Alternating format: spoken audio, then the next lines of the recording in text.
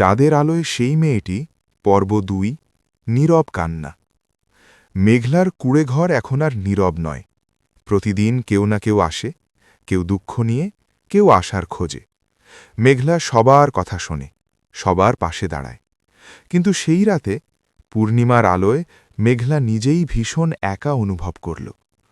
চাঁদের দিকে তাকিয়ে সে ফিসফিস করে বলল, আমি তো সবাইকে আলো দিই, কিন্তু আমার কষ্ট কে শুনবে? হঠাৎ বাতাস থমকে গেল। চাঁদের আলো আগের মতোই উজ্জ্বল হয়ে উঠল, কিন্তু এবার কোনো কণ্ঠ শোনা গেল না।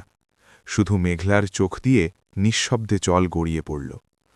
পরদিন গ্রামে এক অদ্ভুত ঘটনা ঘটল। যাদের পাশে মেঘলা আগে দাঁড়িয়েছিল তারাই একে একে তার কাছে এলো। কেউ খাবার আনল, কেউ ঘরের চাল ঠিক করে দিল, কেউ শুধু পাশে বসে রইল।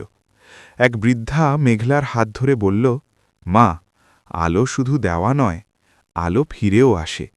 সেই রাতে মেঘলা আবার চাঁদের দিকে তাকাল। এবার আর কোনো প্রশ্ন নয়, শুধু একরাশ শান্তি।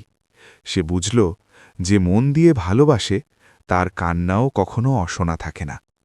চাঁদের আলো তখন আরও নরম হয়ে নামল মেঘলার উঠোনে।